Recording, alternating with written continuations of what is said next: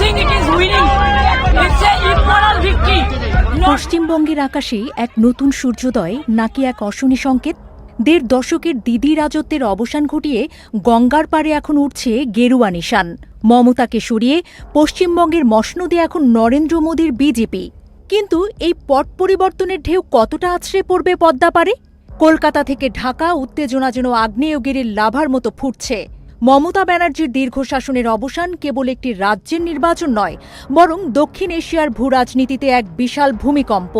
শুভেন্দু অধিকারীর কাছে মমতার পরাজয় যেন এক মহাকাব্যের পতনের সুর বাজিয়ে দিয়েছে, যা প্রতিধ্বনি শোনা যাচ্ছে বাংলাদেশের সচিবালয় থেকে শুরু করে চায়ের কাপের আড্ডায়। বাংলাদেশের দীর্ঘদিনের আক্ষেপ তিস্তা। মমতা ব্যানার্জির একগুয়েমির কারণে যে চুক্তির ফাইল দশকের পর দশক ধরে ধুলো জমছিল, দিল্লির ঘনিষ্ঠ সরকার কলকাতায় আসায় কি সেই জট খুলবে, নাকি ডাবল ইঞ্জিন সরকারের চাপে পানি বন্টনের সমীকরণ আরও জটিল হয়ে উঠবে? আতঙ্কের আরেক নাম পুশব্যাক। নির্বাচনের আগে বিজেপি নেতাদের করা কড়া মন্তব্যের কি এখন বাস্তবে রূপ নেবে? তথাকথিত বাংলাদেশি তকমা দিয়ে সীমান্ত পার করার যে হুমকি শোনা গিয়েছিল, তা কি এখন বাংলাদেশের জনতাত্ত্বিক কাঠামোতে নতুন চাপ তৈরি করবে? এই প্রশ্নই এখন সীমান্তের ওপারে সাধারণ মানুষের ঘুম কেড়ে নিয়েছে। বাংলাদেশের রাজনৈতিক দলগুলোর ভেতরে চলছে চুলচেরা বিশ্লেষণ। জামায়াত বলছে হিন্দুত্ববাদী বা উগ্রবাদী শক্তির এই উত্থান সাম্প্রদায়িক সম্প্রীতির জন্য হুমকি। ওইদিকে শেখ হাসিনার ভারতে অবস্থান এবং বিজেপির আনুকূল্য পাওয়ার সম্ভাবনা কি বাংলাদেশের রাজনীতিতে কোনো ষড়যন্ত্রের জাল বুনবে? বিএনপির অবস্থান অবশ্য কিছুটা কৌশলগত। দলটির নেতারা একে প্রতিবেশী দেশের অভ্যন্তরীণ বিষয় হিসেবে দেখলেও ন্যায়পরায়ণতার উপর জোর দিয়েছেন। প্রশ্ন উঠছে, দিল্লির সাথে ঢাকার যে নতুন সম্পর্ক গড়ার চেষ্টা চলছে, তাতে বিজেপি শাসিত পশ্চিমবঙ্গ কি বন্ধু হবে নাকি বাধা? বাম ঘরানার নেতাদের চোখে ধরা পড়ছে অন্য এক সংকট। তাদের মতে এই জয় আসলে সাম্প্রদায়িক শক্তির আস্ফালন। তারা মনে করছেন কর্পোরেট ও সাম্প্রদায়িক শক্তির এই মেলবন্ধন দুই বাংলার সাধারণ মানুষের গণতান্ত্রিক অধিকারকে সংকুচিত করতে পারে। তবে সব ঝড় সামলাতে কূটনৈতিক চাল ব্যবহার করছে বাংলাদেশের অন্তর্বর্তী সরকার। পররাষ্ট্র প্রতিমন্ত্রী শামা ওবায়েদ অত্যন্ত ধীরস্থিরভাবে জানিয়েছেন, কলকাতায় শাসন ক্ষমতায় যেই থাকুক দ্বিপাক্ষিক সম্পর্কে তার প্রভাব পড়বে না। কিন্তু পর্দার আড়ালে কি সত্যিই সব ঠিক আছে? ভুলে গেলে চলবে না, ২০২৪ সালের আগস্টের পর থেকে দুই দেশের সম্পর্কের পারদ ছিল হিমাঙ্কের নিচে। পণ্য বয়কট, ভিসা বন্ধ, এমনকি মিশনে হামলার মতো ঘটনায় যে ফাটল ধরেছিল তা মেরামত করা কি এখন আরও কঠিন হয়ে পড়বে? গেরুয়া শিবিরের কট্টর অবস্থান কি এই ক্ষতকে আরও গভীর করবে? ভারত মহাসাগর থেকে হিমালয়ের পাদদেশ, সবখানেই মোদী সরকারের আধিপত্য এখন নিরঙ্কুশ।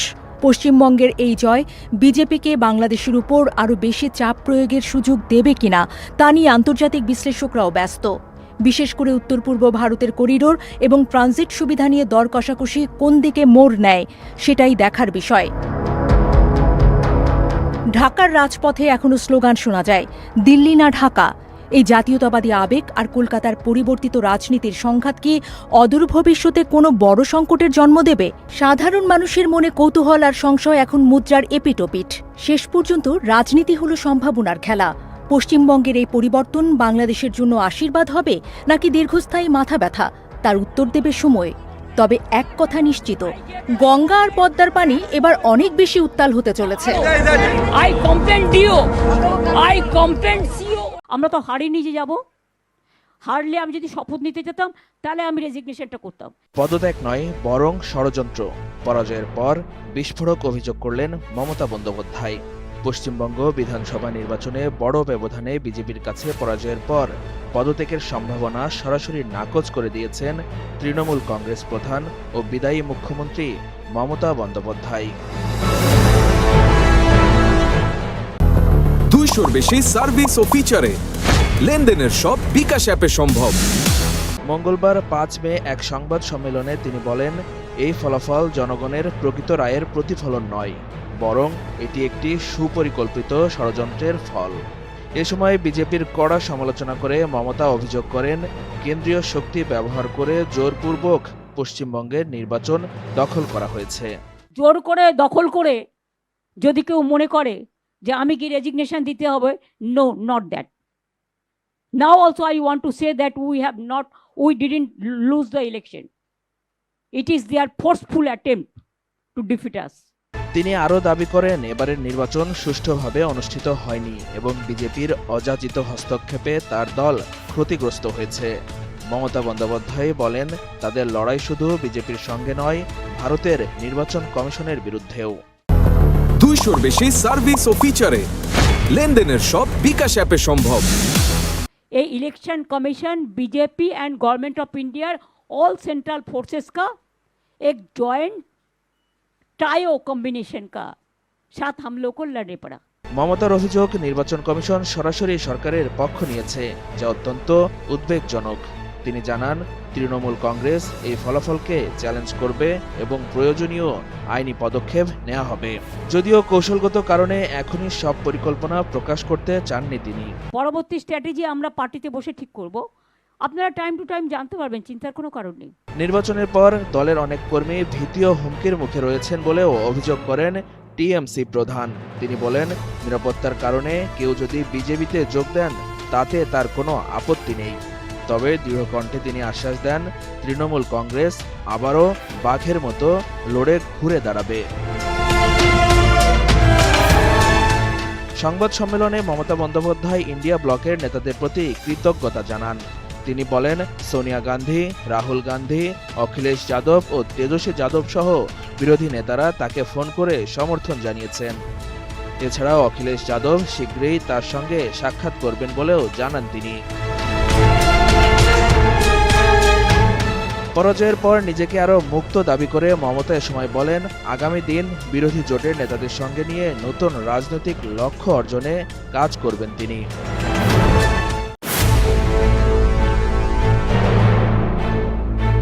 সদ্য শেষ হওয়া পশ্চিমবঙ্গের বিধানসভা নির্বাচনে ইতিহাস গড়লেন এক মুসলিম নারী। বামপন্থীদের দীর্ঘদিনের শক্ত ঘাঁটি হিসেবে পরিচিত পেরাম্ব্রা বিধানসভা আসনে তিনি বিপুল ভোটে জয়লাভ করেন। ইন্ডিয়ান ইউনিয়ন মুসলিম লীগের এই প্রার্থী সিপিআইএম এর অভিজ্ঞ নেতা রামকৃষ্ণনকে পরাজিত করে এই ইতিহাস গড়েন। 34 বছর বয়সী তাহলিয়া প্রায় 64,000 ভোট পান। প্রতিপক্ষ প্রার্থীকে তিনি পরাজিত করেন 4,700 ভোটের ব্যবধানে। এই জয়ের মাধ্যমে মুসলিম লীগের ইতিহাসে প্রথম নারী বিধায়ক হিসেবে নতুন মাইলফলক স্থাপন করেন তাহলিয়া। কোজিকোড জেলার পেরুভায়ালে জন্ম নেওয়া তাহলিয়া ছাত্রজীবন থেকেই রাজনীতির সঙ্গে যুক্ত। তিনি মুসলিম স্টুডেন্ট ফেডারেশনের নেতৃত্ব দিয়েছেন এবং পরবর্তীতে স্থানীয় পর্যায়ে কাউন্সিলর হিসেবেও দায়িত্ব পালন করেছেন। বর্তমানে তিনি মুসলিম ইউথ লীগের রাজ্য সম্পাদক হিসেবে কাজ করছেন। 200-র বেশি সার্ভিস ও ফিচারে লেনদেনের সব বিকাশ অ্যাপে সম্ভব। অন্যদিকে পেশাগত জীবনে তাহলে একজন আইনজীবী। তিনি কোজিকোড সরকারি আইন কলেজ থেকে স্নাতক এবং ত্রিশূর সরকারি আইন কলেজ থেকে স্নাতকোত্তর সম্পন্ন করেছেন। বর্তমানে তিনি জেলা আদালতে আইন পেশায় নিয়োজিত। তবে পেরাম্ব্রা বিধানসভা নির্বাচনে প্রার্থী হওয়ার পর থেকেই তিনি অনলাইন হয়রানি ও সমালোচনার মুখে পড়েছিলেন। বিশেষ করে হিজাব পরা একজন তরুণী নারী হিসেবে তার যোগ্যতা নিয়ে সামাজিক মাধ্যমে তৈরি হয়েছিল নানা বিতর্ক। তবে শেষ পর্যন্ত এসব প্রতিবন্ধকতাকে পেছনে ফেলে ইতিহাস গড়া জয় পেলেন ফাতেমা তাহলিয়া, যা এই অঞ্চলে নারী নেতৃত্বের ক্ষেত্রে একটি বড় অর্জন বলে মনে করছেন বিশ্লেষকরা। Habib Rasel, NTV online. পশ্চিমবঙ্গের রাজনীতিতে তৈরি হয়েছে নতুন উত্তেজনা। বিধানসভা নির্বাচনে বড় পরাজয়ের পরও পদত্যাগ করতে অস্বীকৃতি জানিয়েছেন মুখ্যমন্ত্রী মমতা বন্দ্যোপাধ্যায়। তার এই অবস্থান ঘিরে এখন তীব্র আলোচনা রাজনৈতিক এবং সাংবিধানিক দুই দিকেই। নির্বাচনের ফল বলছে ভারতীয় জনতা পার্টি বা বিজেপি 207টি আসনে জয় পেয়ে নিরঙ্কুশ সংখ্যাগরিষ্ঠতা অর্জন করেছে। অন্যদিকে তৃণমূল কংগ্রেস নেমে এসেছে 80 আসনে। এত বড় ব্যবধানের পরও মমতা বন্দ্যোপাধ্যায় স্পষ্ট করে জানিয়েছেন পদত্যাগের কোনো প্রশ্নই নেই। তিনি দাবি করেছেন এই ফলাফল প্রকৃত জনরায় নয়, বরং এটি পরিকল্পিত ষড়যন্ত্র। তার ভাষায়, আমরা হারিনি, আমাদের হারানোর চেষ্টা করা হয়েছে। এমনকি নির্বাচন কমিশনের ভূমিকা নিয়েও প্রশ্ন তুলেছেন মমতা বন্দ্যোপাধ্যায়। প্রতিদিন গোসলে সিরামের উজ্জ্বলতা মেরি সিরাম সোপ বার। আর তারপরে একটি গুরুত্বপূর্ণ প্রশ্ন উঠে এসেছে, সংখ্যাগরিষ্ঠতা হারানোর পরও কি একজন মুখ্যমন্ত্রী পদে থাকতে পারেন? ভারতের সংবিধান অনুযায়ী একজন মুখ্যমন্ত্রী ততক্ষণই ক্ষমতায় থাকতে পারেন যতক্ষণ বিধানসভায় তার প্রতি সংখ্যাগরিষ্ঠ সদস্যের আস্থা থাকে, অর্থাৎ সংখ্যাই এখানে শেষ কথা। বাইরে রাজনৈতিক দাবি যতই থাকুক, সিদ্ধান্ত নির্ভর করে বিধানসভার ভেতরের সমর্থনের উপর। এই পরিস্থিতিতে সবচেয়ে গুরুত্বপূর্ণ ভূমিকা রাজ্যপালের। তিনি নিশ্চিত করবেন যেন সংখ্যাগরিষ্ঠ দলের নেতৃত্বেই সরকার গঠিত হয়।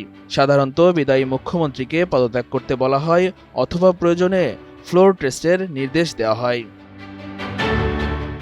যদি মমতা বন্দ্যোপাধ্যায় পদত্যাগ না করেন তাহলে কি হবে? বিশেষজ্ঞরা বলছেন তাতে সাংবিধানিক প্রক্রিয়া থেমে থাকবে না। রাজ্যপাল তাকে বিধানসভায় সংখ্যাগরিষ্ঠতা প্রমাণের নির্দেশ দিতে পারেন, আর সেখানে ব্যর্থ হলেই সরকারের মেয়াদ কার্যত শেষ হয়ে যাবে। এরপর সংখ্যাগরিষ্ঠ দল হিসাবে বিজেপিকে সরকার গঠনের আমন্ত্রণ জানানো হবে। নতুন নেতা নির্বাচিত হয়ে মুখ্যমন্ত্রী হিসাবে শপথ নেবেন, এটাই নিয়ম। প্রতিদিন গোসলে সিরামের উজ্জ্বলতা মেরি সিরাম সোপ বার। ভারতের রাজনৈতিক ইতিহাস বলছে এমন পরিস্থিতিতে শেষ পর্যন্ত সংখ্যাগরিষ্ঠতার ভিত্তিতেই ক্ষমতার পরিবর্তন হয়েছে। আদালতও সবসময় বলেছে সংখ্যাগরিষ্ঠতা প্রমাণ করতে হবে বিধানসভার মেঝেতে।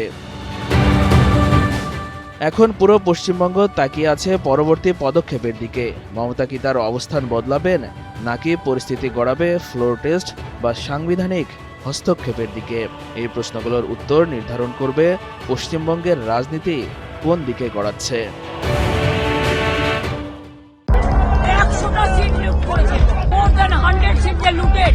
ভারতের পশ্চিমবঙ্গের মমতা ব্যানার্জির দীর্ঘ ১৫ বছরের শাসনের অবসান হল। বিধানসভা নির্বাচনে ২০৬টি আসনে জিতে ক্ষমতা দখল করেছে বিজেপি, আর সেখানে মমতার দল তৃণমূল কংগ্রেস পেয়েছে মাত্র ৮১টি আসন। এর মাধ্যমে মুখ্যমন্ত্রীর পদ হারিয়েছেন মমতা। ফলে ৭১ বছর বয়সী মমতার রাজনৈতিক ক্যারিয়ার অনেকটাই পতনের দিকে বলে মনে করা হচ্ছে তৃণমূল কংগ্রেসের রাজনীতির প্রধানের দায়িত্ব ধীরে ধীরে ছেড়ে দিতে পারেন মমতা। এক্ষেত্রে তৃণমূলের পরবর্তী কাণ্ডারি হওয়ায় আলোচনার কেন্দ্রে রয়েছেন তার ভাতিজা অভিষেক বন্দ্যোপাধ্যায়।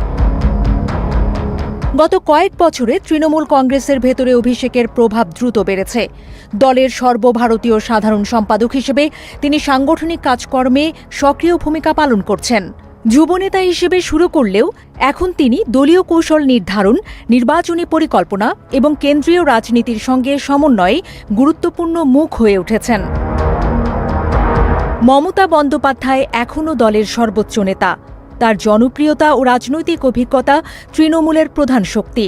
তবে যদি কোনো কারণে তার নেতৃত্বের শূন্যতা তৈরি হয়, তা হোক শারীরিক, রাজনৈতিক বা নির্বাচনী পরাজয়ের ফলে, তাহলে নেতৃত্বের প্রশ্ন সামনে আসবে। সেই পরিস্থিতিতে অভিষেকই সবচেয়ে সম্ভাব্য উত্তরসূরি হিসেবে বিবেচিত হচ্ছেন। দলের ভেতরে অভিষেকের গ্রহণযোগ্যতা বাড়লেও তাকে ঘিরে বিতর্কও কম নয়। তৃণমূল কংগ্রেসের বিরোধীরা প্রায় পরিবারতন্ত্র বা ডাইনেস্টিক পলিটিক্সের অভিযোগ তোলে। তাদের দাবি, তৃণমূলের নেতৃত্বে অভিষেকের উত্থান পুরোপুরি যোগ্যতার ভিত্তিতে নয়, পুরোটাই পারিবারিক সম্পর্কের কারণে। তবে তৃণমূল কংগ্রেসের দলের অনেক নেতাকর্মীর মতে অভিষেক নিজের দক্ষতা এবং সংগঠন পরিচালনার ক্ষমতার মাধ্যমে জায়গা তৈরি করেছেন।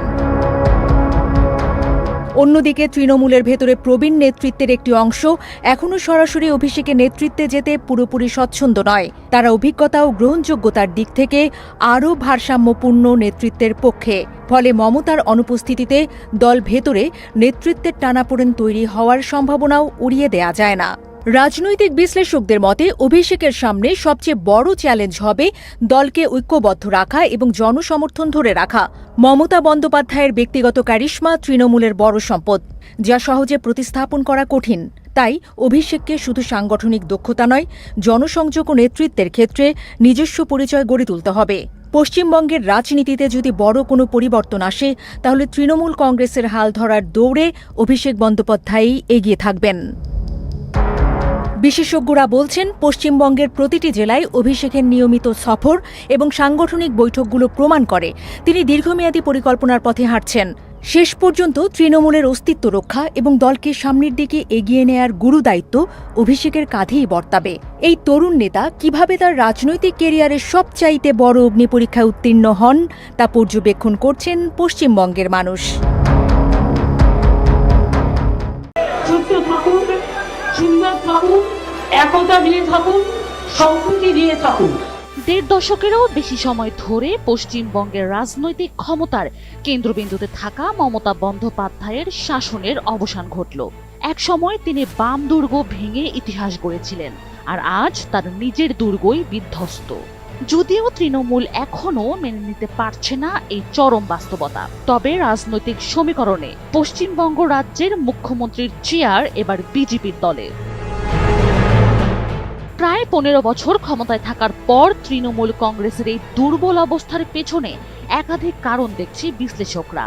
সবচেয়ে আলোচিত বিষয় দলের ভেতরে দীর্ঘদিনের নবীন প্রবীণ দ্বন্দ্ব, অভিজ্ঞ নেতৃত্বকে ধীরে ধীরে কোণঠাসা করা, পাশাপাশি সংগঠনের ভাঙন, সব মিলিয়ে দলের ভিত দুর্বল হয়েছে বলে মত তাদের।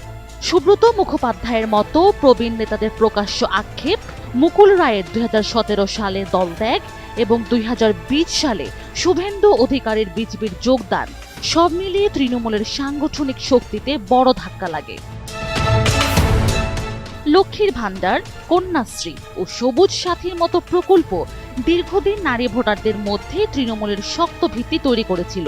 তবে এবারের নির্বাচনে সেই সমর্থনে ফাটল দেখা গেছে। নারী নিরাপত্তা ইস্যুতে সরকারের বিরুদ্ধে অভিযোগ এবং আরজি কর কাণ্ডকে কেন্দ্র করে গড়ে ওঠা আন্দোলন ভোটে বড় প্রভাব ফেলেছে বলে মনে করা হচ্ছে। আর এর প্রতিফলন দেখা গেছে পানিহাটিতেও, যেখানে তৃণমূলের শক্ত ঘাঁটিতে আরজি কর কাণ্ডের নির্যাতিতার মা বিজেপির প্রার্থী হিসেবে জয় পেয়েছেন। দুর্নীতি, কাটমানি সংস্কৃতি, সিন্ডিকেট রাজ এবং প্রশাসনিক ব্যর্থতার অভিযোগ দীর্ঘদিন ধরে তৃণমূলের বিরুদ্ধে উঠছে। বিশ্লেষকদের মতে পশ্চিমবঙ্গের রাজনৈতিক ইতিহাসে এত দীর্ঘ সময় জুড়ে একসঙ্গে এত অভিযোগ আর কখনো এত তীব্রভাবে সামনে আসেনি। একই সঙ্গে কর্মসংস্থান সংকট নিয়েও অসন্তোষ বেড়েছে। তাই ভোটের আগে বেকার ভাতা চালু হলেও তা জন অসন্তোষ কমাতে পারেনি বলে দাবি বিশ্লেষকদের। রাজনৈতিক পর্যবেক্ষকদের মতে দীর্ঘদিন মুসলিম ভোটের বড় অংশ তৃণমূলের দিকে থাকলেও এবার সেই সমীকরণে পরিবর্তন এসেছে। অন্যদিকে হিন্দু ধর্মীয় প্রকল্প ও মন্দির উন্নয়ন উদ্যোগ নিলেও তা ভোটে বড় প্রভাব ফেলেনি বলে মনে করা হচ্ছে। তাই বোঝাই যাচ্ছে এই সফট হিন্দুত্ব কাজে আসেনি। রাজ্যের বেশিরভাগ হিন্দু বরং হিন্দুত্ববাদী বিজেপিকেই বেছে নিয়েছেন। এবারের নির্বাচনে নির্বাচন কমিশনের কঠোর ভূমিকা এবং প্রায় 2,40,000 কেন্দ্রীয় বাহিনীর মোতায়েন ছিল নজিরবিহীন। তফসিল ঘোষণার পরে নির্বাচন কমিশন রাজ্য প্রশাসনের উপর নিয়ন্ত্রণ বাড়ায় এবং বিভিন্ন জেলায় জেলা শাসক ও পুলিশ সুপারদের রদবদল করে। বিশ্লেষকদের মতে এই কঠোর নিরাপত্তা ব্যবস্থার কারণেই ভোট অনেক বেশি শান্তিপূর্ণ হয়েছে এবং প্রশাসনিক নিয়ন্ত্রণ শাসক দলের হাত থেকে অনেকটাই সরে গেছে। তৃণমূলের একাধিক অভিযোগ সত্ত্বেও কমিশনের কঠোর অবস্থান শেষ পর্যন্ত ভোটের গতি প্রকৃতিকে বড় ভূমিকা রেখেছে বলে ধারণা করা হচ্ছে। সব মিলিয়ে পশ্চিমবঙ্গের রাজনীতিতে এক বড় পরিবর্তনের ইঙ্গিত স্পষ্ট হয়ে উঠেছে। দীর্ঘ শাসনের পর তৃণমূল কংগ্রেস এখন কঠিন রাজনৈতিক বাস্তবতার মুখে। অন্যদিকে বিজেপির উত্থান রাজ্যের ভবিষ্যৎ সমীকরণকে নতুন দিকে নিয়ে যেতে পারে। এখন দেখার অপেক্ষা এই পরিবর্তন কতটা স্থায়ী রূপ নেয়। Sanjida Afrin, NTV online.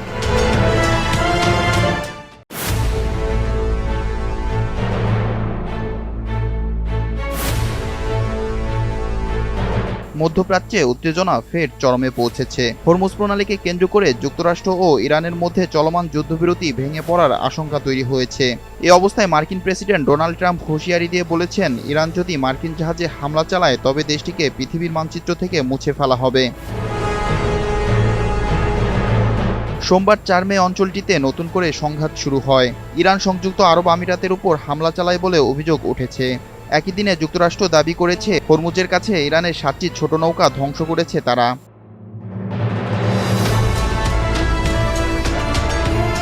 Fox নিউজকে দেওয়া সাক্ষাৎকারে ট্রাম্প বলেন, যুক্তরাষ্ট্রের সামরিক ক্ষমতা আগের যে কোনো সময়ের চেয়ে বেশি শক্তিশালী। ট্রাম্প আরও বলেন, আমাদের কাছে সেরা অস্ত্র রয়েছে, বিশ্বের বিভিন্ন স্থানে ঘাঁটি রয়েছে, প্রয়োজনে আমরা সবই ব্যবহার করব। হরমুজ প্রণালীতে জাহাজ চলাচল নিশ্চিত করতে যুক্তরাষ্ট্র প্রজেক্ট ফ্রিডম নামে একটি পরিকল্পনা বাস্তবায়ন শুরু করেছে। মার্কিন সামরিক বাহিনী জানিয়েছে তারা ইতিমধ্যে 2টি বাণিজ্যিক জাহাজকে নিরাপদে পথ দেখিয়েছে, তবে জাহাজ চলাচল এখনও প্রায় স্থবির। মার্কিন সেন্ট্রাল কমান্ডের প্রধান অ্যাডমিরাল ব্যান্ডস কুপার বলেন, এই অঞ্চলে আটকে থাকা জাহাজগুলো 87টি দেশের, যারা এই সংঘাতে সরাসরি জড়িত নয়। এই উত্তেজনার মধ্যেই দক্ষিণ কোরিয়ার একটি জাহাজে বিস্ফোরণ ও অগ্নিকাণ্ডের ঘটনা ঘটেছে বলে সিউল নিশ্চিত করেছে। একই সঙ্গে দুটি জাহাজে আগুন লাগার খবর দিয়েছে যুক্তরাষ্ট্রের সামুদ্রিক সংস্থা। এই ঘটনার পর দক্ষিণ কোরিয়াকে অভিযানে যোগ দেওয়ার আহ্বান জানিয়েছে ট্রাম্প। ইরানের রাষ্ট্রীয় সংবাদ সংস্থা ইরনা জানিয়েছে, মার্কিন দাবি ভিত্তিহীন এবং কোনো ইরানি যুদ্ধজাহাজ ধ্বংস হয়নি।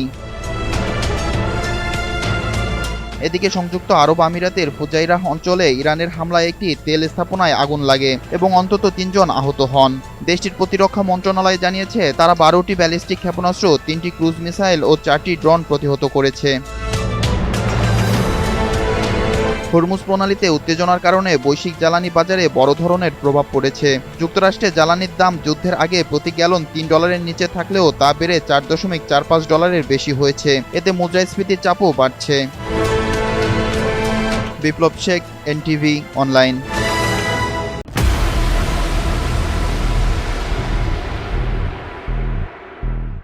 হরমুজ প্রণালীতে মার্কিন বাহিনীর বিপজ্জনক ও ভুল অভিযানে 5 ইরানি বেসামরিক নাগরিক নিহত হয়েছেন বলে দাবি করেছে ইরানের রাষ্ট্রীয় সংবাদ মাধ্যম।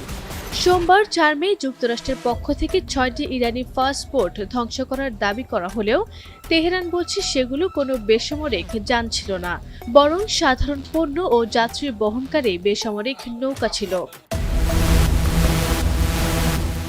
ইরানের আধা সরকারি সংবাদ সংস্থা তাসনিম নিউজ এক সামরিক কর্মকর্তার বরাত দিয়ে জানিয়েছে, ওমানের খাসাব উপকূল থেকে ইরানি উপকূলের দিকে আসার সময় 2টি ছোট কার্গো নৌকার উপর হামলা চালায় মার্কিন বাহিনী। তদন্তের পর তেহরান নিশ্চিত করেছে, আক্রান্ত নৌকাগুলোর সঙ্গে ইসলামী বিপ্লবী গার্ড বাহিনীর IRGCর কোনো সম্পৃক্ততা ছিল না। ইরানের সামরিক কর্মকর্তা এই অভিযানকে যুক্তরাষ্ট্রের হঠকারী ও আনাড়ি আচরণ হিসেবে অভিহিত করেছেন। তিনি বলেন, শত্রুপক্ষ IRGCর ফার্স্ট বোট অপারেশন নিয়ে এতটাই আতঙ্কিত যে তারা এখন সাধারণ বেসামরিক নৌকাকেও সামরিক লক্ষ্যবস্তু হিসেবে ভুল করছে। অন্যদিকে মধ্যপ্রাচ্যে মোতায়েন মার্কিন সেন্ট্রাল কমান্ড সেন্টকম জানিয়েছে ভিন্ন তথ্য। তাদের দাবি, হরমুজ প্রণালী দিয়ে বাণিজ্যিক জাহাজ চলাচল পুনরায় সচল করার সময় 6টি ইরানি ফার্স্ট বোট বাধা সৃষ্টি করছিল। বাণিজ্যিক জাহাজের নিরাপত্তা নিশ্চিত করতে সিহক ও অ্যাপাচি অ্যাটাক হেলিকপ্টার ব্যবহার করে সেই নৌকাগুলো ধ্বংস করা হয়েছে। আরভি ইসলাম হিমু, এনটিভি অনলাইন।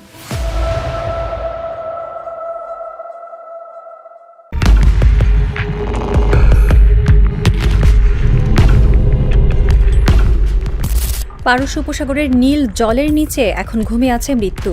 চোখে দেখা যায় না, রাডারে ধরা পড়ে না, কোনো সৈনিক পাহারা দেয় না, কিন্তু সেই মৃত্যু সেখানে আছে, চুপচাপ, ধৈর্যশীল, নিখুঁত, অপেক্ষা করছে নির্দিষ্ট শিকারের জন্য।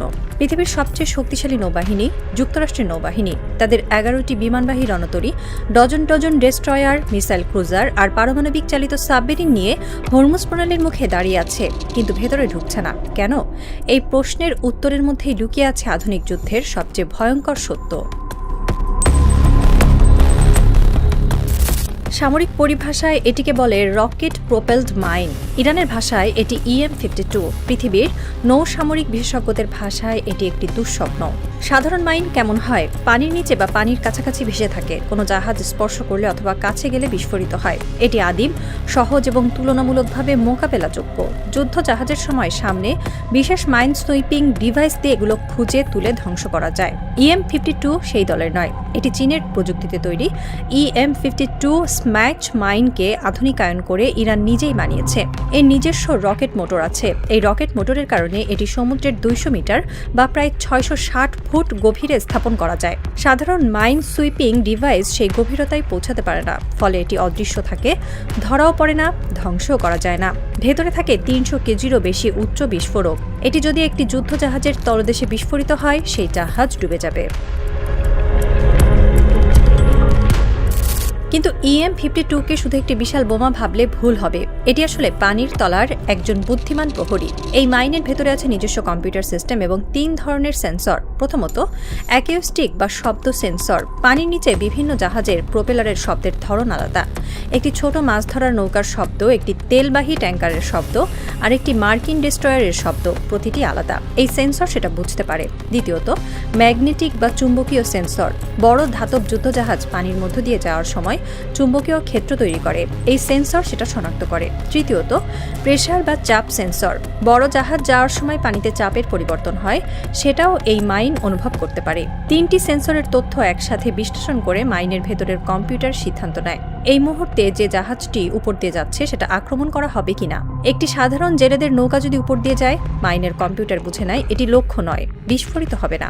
একটি তেলবাহী ট্যাঙ্কার, না, এটিও লক্ষ্য নয়। কিন্তু যুক্তরাষ্ট্রের একটি বিমানবাহী রণতরী বা ডেস্ট্রয়ার যদি সেই পথে আসে, মাইনের কম্পিউটার তাৎক্ষণিক শনাক্ত করবে, রকেট ইঞ্জিন চালু হবে, মিলি সেকেন্ডের মধ্যে সেটি পানির গভীর থেকে ছুটে যাবে জাহাজের তলদেশের দিকে এবং বিস্ফোরণ। এই মাইনের আরেকটি বৈশিষ্ট্য, এটি একবার মোতায়েন করা হলে 6 মাস পর্যন্ত সক্রিয় থাকতে পারে। কোনো রক্ষণাবেক্ষণ লাগে না, কোনো সৈনিক পাহারা দিতে হয় না, ইরানের নৌবাহিনীকে সেখানে উপস্থিত থাকতে হয় না। একটি ছোট স্পিড বোট দিয়ে রাতের অন্ধকারে এই মাইনগুলো পানিতে ফেলে দেওয়া যায়। তারপর ইরানের নৌবাহিনী ফিরে চলে যাবে, কিন্তু সেই মাইন তার কাজ করতে থাকবে। হরমুজ প্রণালীতে ইতিমধ্যে এই ধরনের মাইন পেতে রাখা হয়েছে বলে অভিযোগ আছে। কোথায় কোথায় পেতে রাখা হয়েছে তা শুধু ইরান জানে, কারণ মাইনের বডি তৈরি হয়েছে ধাতু দিয়ে নয়, ফাইবার অপটিক এবং উন্নত মানের প্লাস্টিক দিয়ে। ফলে সোনার বা রাডার দিয়ে পানির নিচে এগুলো শনাক্ত করা প্রায় অসম্ভব। এগুলো সরাতে হলেও ইরানকেই লাগবে, কারণ শুধু ইরানই জানে কোথায় কোথায় এগুলো আছে। সমঝোতা হলে ইরান কমান্ড দেবে, তখন এগুলো পানির উপরে উঠে আসবে এবং অপসারণ করা যাবে। এই একটি কারণেই হরমুজ সংকটে ইরান আলোচনার টেবিলে যে কোনো দেশের চেয়ে শক্ত অবস্থানে আছে, কারণ সমাধানের চাবিকাঠি তাদের হাতে। কিন্তু পানির তলার মাইনই ইরানের একমাত্র হাতিয়ার নয়। উপকূল থেকে আকাশে প্রস্তুত আছে আরেকটি ঘাতক, নাম খারিস ফার্স। এটি একটি অ্যান্টিশিপ ব্যালিস্টিক মিসাইল। সামরিক বিশেষজ্ঞরা একে বলেন চীনের বিখ্যাত DF-21 ক্যারিয়ার কিলার মিসাইলের হুবহু কপি। এর রেঞ্জ 300 থেকে 400 কিলোমিটার। দূরত্বের বিচারে হয়তো অনেক মিসাইলের চেয়ে কম, কিন্তু এই মিসাইলকে বিশেষ করে তুলেছে তার লক্ষ্য ভেদের ক্ষমতা। এটি সমুদ্রে চলন্ত জাহাজকেও নিখুঁতভাবে আঘাত করতে পারে। মনে রাখবেন, চলন্ত বিমানবাহী রণতরী একটি দ্রুতগামী লক্ষ্য। সাধারণ মিসাইল এই ধরনের চলন্ত লক্ষ্যে আঘাত করতে পারে না। কিন্তু খারিস ফার্সের গাইডেন্স সিস্টেম এতটাই উন্নত যে এটি মিসাইলের গতিপথ মাঝপথে পরিবর্তন করে চলন্ত জাহাজকে ধাওয়া করতে পারে। বিস্ফোরক বহন করে 650 কেজি পেলোড এবং লক্ষ্যে পৌঁছানোর আগে এটির গতি হয় শব্দের চেয়ে 5 গুণ বেশি, অর্থাৎ হাইপারসনিক গতিতে আঘাত করে। এই গতিতে আঘাত করলে সাধারণ প্রতিরক্ষা ব্যবস্থা সেটা থামাতে পারে না। ব্যালিস্টিক মিসাইল যে অ্যান্টিশিপ অস্ত্র হিসেবে ব্যবহার করা যায়, এই ধারণাটি প্রথম চীন ব্যবহারিকভাবে দেখিয়েছিল। তারপর সেই প্রযুক্তি কোনোভাবে ইরানের কাছে পৌঁছে যায়। ইরান সফলভাবে এই প্রযুক্তি আয়ত্ত করেছে এবং কার্যকারিতাও প্রমাণ করেছে।